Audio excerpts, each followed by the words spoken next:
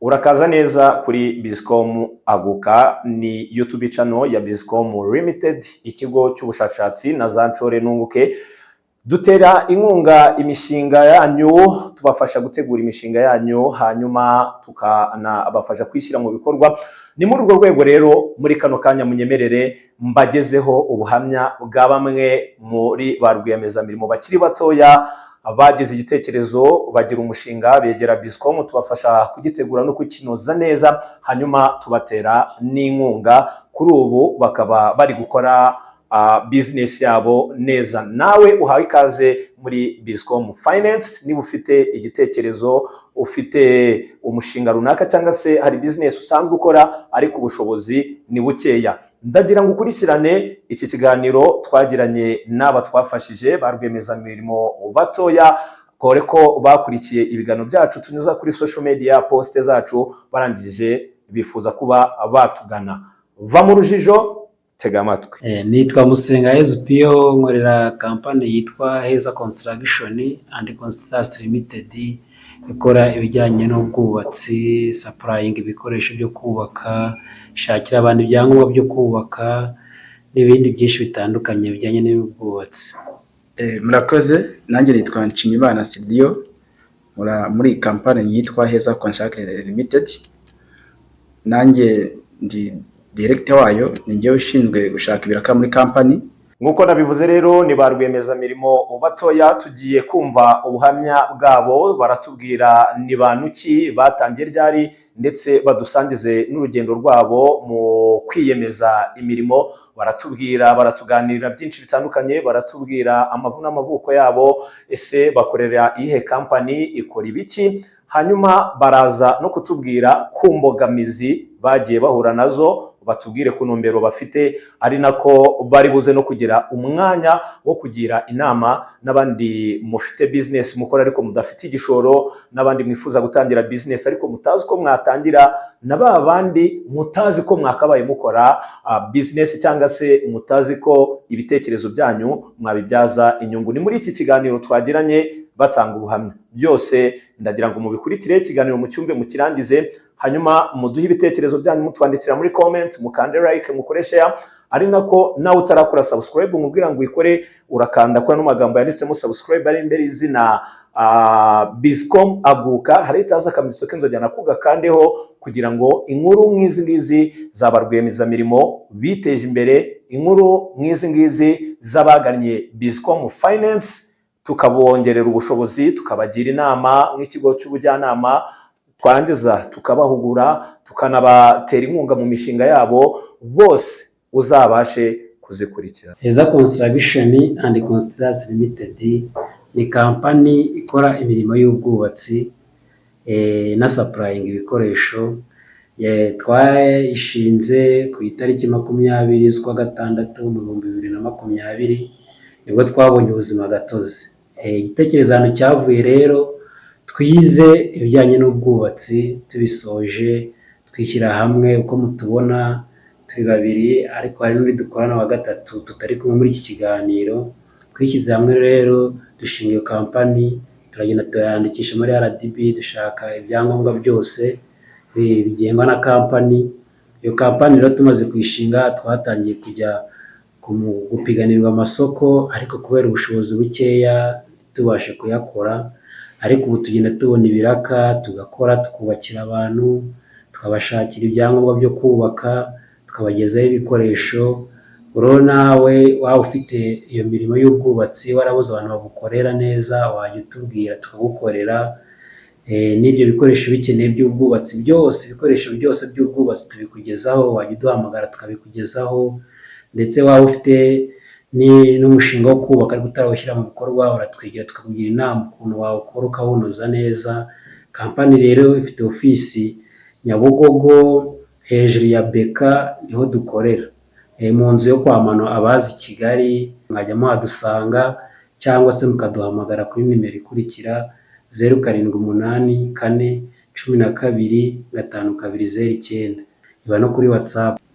Bizcom Limited kugira ngo tuyimenye, twabonye channel yabo bari gusobanura ukuntu bafasha ba rwiyemezamirimo abantu bafite imishinga ariko bakaba barabuze igishoro, Bizicom irabafasha kandi byihuse. Nuko twayimenye.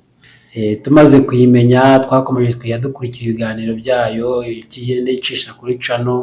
Tubonye akazi tubura amafaranga yo gutangira ako kazi, nubwo twahise tugana Bizicom kugira ngo ibe yadufasha. Twarayigannye rero itwakira neza, ubundi baradufasha baduha amafaranga, turagenda turakora akazi kacu. Igihe kigeze tubonye amafaranga turayabagarurira. Baradufashije rwose. Nawe uri kutwumva cyangwa dukurikiye, wabaye ufite umushinga ariko ukaba warabuze amafaranga yo kuwutangira, wagana Bizicom ikagufasha, kuko itega amatwi abantu bose kandi ikabafasha byihuse. Murakoze. Nk'uko bisanzwe leta y'u Rwanda idushishikariza kubaka inzu zigezweho residential na 21, ariko nka ba rwiyemezamirimo nk'uko bisanzwe bakunda guhura n'imbogamizi zo kubona amafaranga.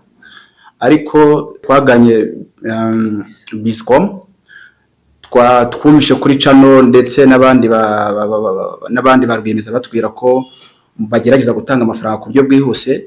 Twaragiye turanyaruka narugenda kure cyane, twegera umukuru wayo tumugezaho icyifuzo ndetse n'umushinga twari dufite. Ntabwo byatinze ko yaduha amafaranga kubera ko twamwerekaga kontara.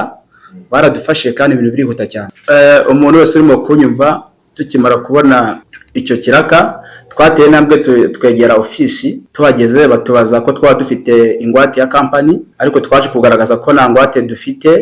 Ariko noneho haza kuboneka undi muntu utwishingira nk'umutuzi uburyo bw'ingwate. Amafaranga bayaduhaye nta mananiza. Nk'umuntu wese urimo gutwumva ufite ingwate baguha amafaranga nta kibazo. Imbogamizi yaduhura nazo rero mu bijyanye n'ubwubatsi, tugira imbogamizi zo kubura igishoro. Tukabona nk'umukiriya akaduha inzu ngo tumwubakire, ariko tukabura igishoro cyo kuba twatangira twubake iyo nzu. Izo mbogamizi rero nizo dukunda guhura nazo, ari nabyo mpamvu twaganye Bizicom kugira ngo idufasha mu ubwo buryo bugiye butandukanye, bakatugira n'inama n'uburyo twabikoramo. Namwe rero mwajya mugana na Bizicom ukeneye inama, ukeneye insurance, mwabagana bakabafasha nk'uko natwe badufashije. Inama twagira rero ba rwiyemezamirimo bagenda bahura n'imbogamizi zo kubura igishoro, nuko mwajya mugeza umushinga wanyu nko ku bigo bigiye bitandukanye, by'umwihariko nka Bizicom, uragenda ukabegera ukabagezaho umushinga, bakaba bakugira inama y'uburyo wabigenza kandi ibintu bikagenda neza. Natwe ni muri ubwo buryo twabinyujijemo, turagenda turabegera batugira inama kandi ibintu bigenda neza. Nanjye ntabwo nari mbyizeye bwa mbere njya kuza, naje mvuga ati ngende ndebe se ibyo bintu koko birakora, ese abantu koko amafaranga bayaguha batakuzi. Twabagejeho umushinga wacu, tubasobanurira uko bimeze, tubereka kontara, batugira inama y'ukuntu twabigenza. Amafaranga araboneka, turagenda dukora umushinga wacu rwose. Namwe icyo nabashishikariza ni ukubegera, kandi ibyo bintu birakora pe, birakora cyane. Ushobora kuba nta gishoro ufite ariko ufite umushinga, wagera nka Bizicom ikaba yagufasha kuwushyira mu bikorwa. Niyo nama nagira abajene bamukitinya, mutumva yuko mudushobora kwegera ibigo by'imari ngo bibafashe kugera ku ntego zayo.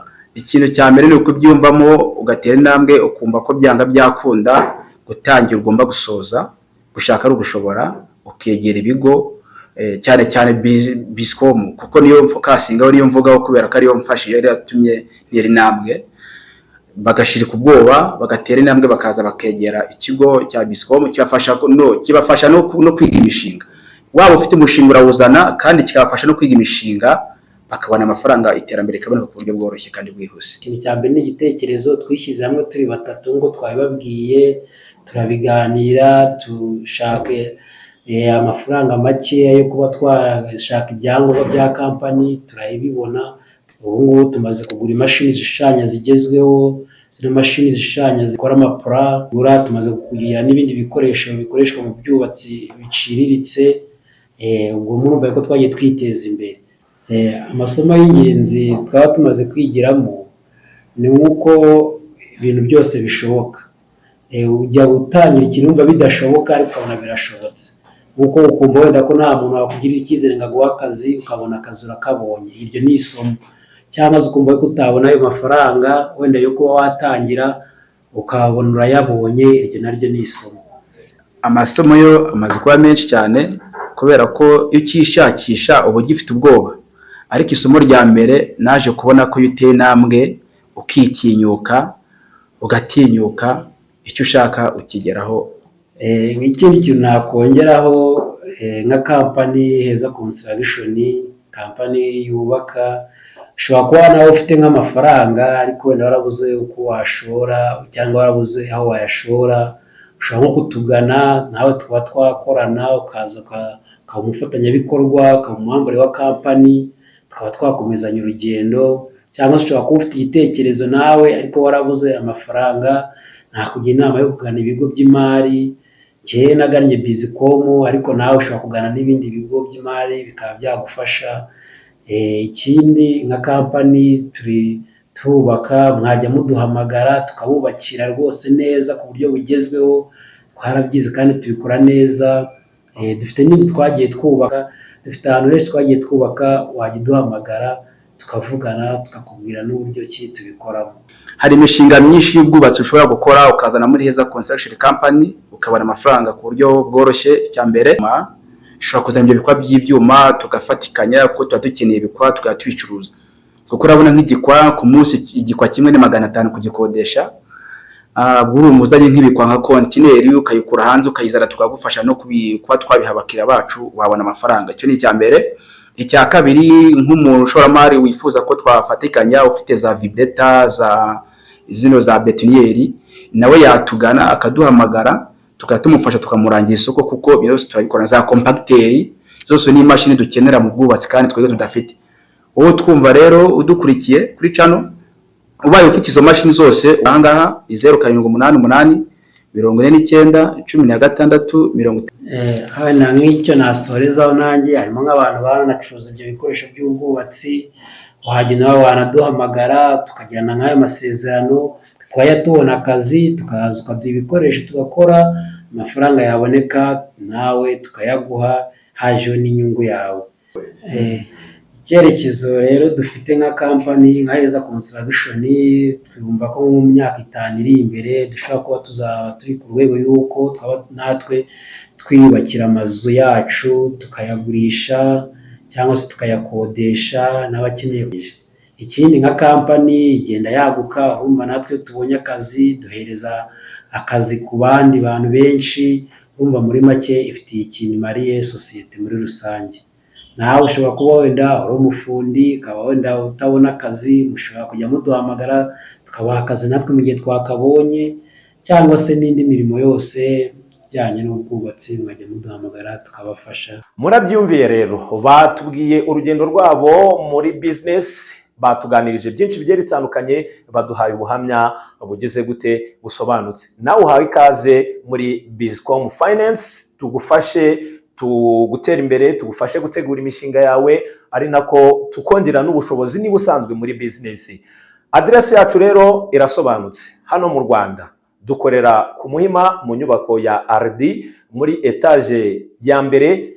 Abo muri Kenya namwe muhaye ikaze, turahari, ndetse no muri Leta Zunze Ubumwe za Amerika naho turahakorera. Muhaye ikaze muri Bizicom, dufatanye urugendo rw'iterambere. Murakoze cyane.